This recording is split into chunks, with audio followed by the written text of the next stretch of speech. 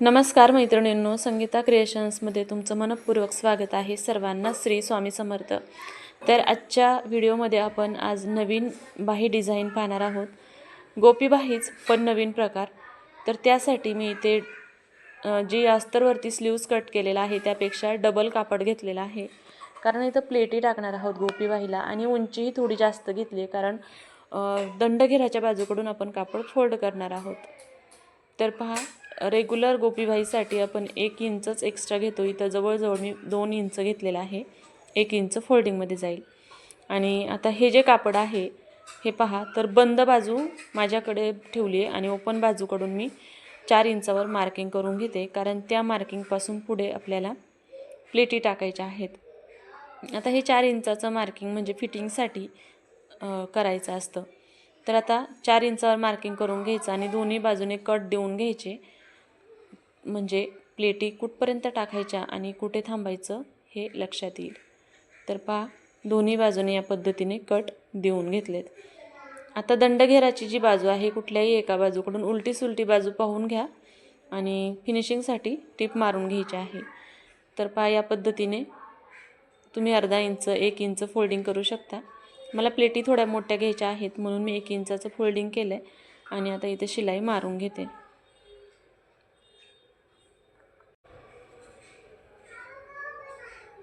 तर पहा, या पद्धतीने पूर्ण बाजूला इथे आधी शिलाई मारून घ्यायची. ही पद्धत थोडीशी वेगळी आहे, पण आपण जी रेग्युलर गोपीबाही बनवतो त्यापेक्षा सोपी आहे. इथं तुम्ही लेस किंवा इलॅस्टिकसुद्धा वापरू शकता आणि ही बाहीसुद्धा दिसायला खरंच खूप छान दिसते. तर आता ही शिलाई मारून झाली. फक्त एवढं लक्षात ठेवायचं, प्लेटी घ्यायच्या आहेत त्यामुळे कापड डबल घ्यायचं आहे. जेवढी तुमची स्लीव्ज आहे तेवढ्यापेक्षा डबल घ्यायचं. आता जे 4 इंचाचं मार्किंग केलेलं होतं ते खाली फोल्ड केल्यामुळे बंद झालं आहे, तर तिथे मी 4 इंचाचं दोन्ही बाजूने मार्किंग करून घेते.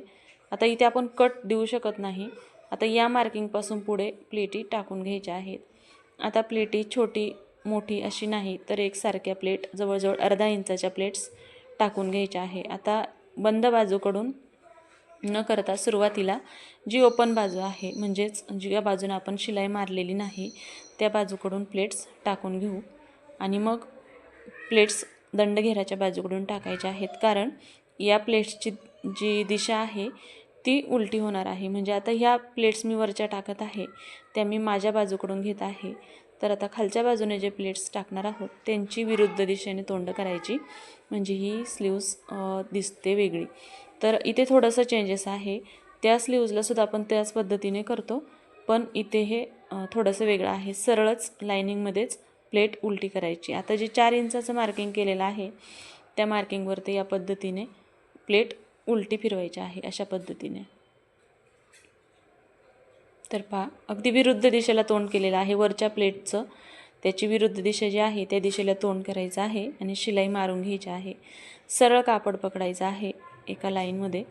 इथे जर हाताने प्लेट्स टाकायला प्रॉब्लेम येत असेल तर तुम्ही एखादी टोकदार वस्तूंची मदतसुद्धा घेऊ शकता, जसं की सुई किंवा यासारखं जर तुमच्याकडे स्क्रूड्रायव्हर असेल तर याच्या मदतीने सुद्धा तुम्ही शिलाई मारू शकता.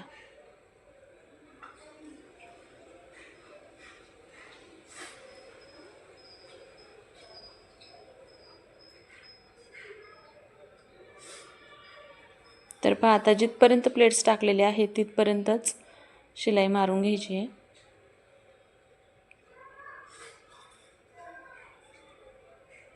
आता प्लेट्स टाकून दिल्यात. आता तुम्हाला दिसत असेल इथं सरळ प्लेट्स आलेले आहेत.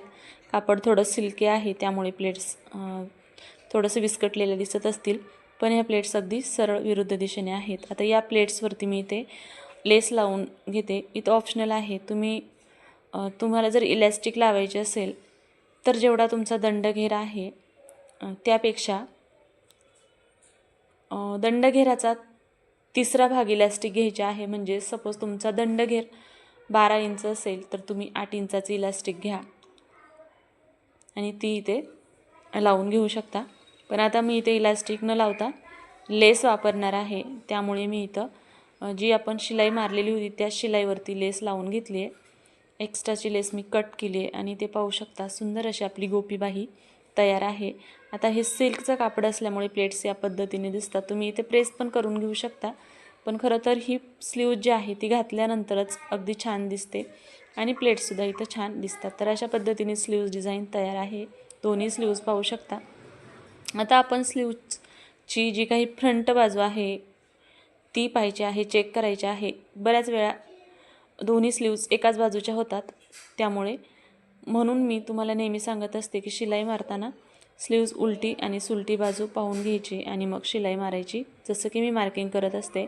आता इथे पहा ही प्लेट्स थोडीशी वेगळी म्हणजे थोडीशी पसरट आली होती, म्हणून मी इथं क्लिअर करून घेत आहे. थोडासा दोरा उसवला आणि ही प्लेट मी तर या पद्धतीने आपल्या दोन्ही स्लीव्ज तयार आहेत व्यवस्थित. तर कसा वाटला तुम्हाला आजचा व्हिडिओ आणि ही स्लीव्ज डिझाईन, गोपीबाई स्लीव्ज डिझाईन आवडली असेल तर व्हिडिओला लाईक करा, शेअर करा आणि हो, चॅनलवरती नवीन असताल तर चॅनलला सबस्क्राईब नक्की करा. भेटूया उद्याच्या नवीन व्हिडिओमध्ये. तोपर्यंत आजचा व्हिडिओ पूर्ण पाहिल्याबद्दल मनापासून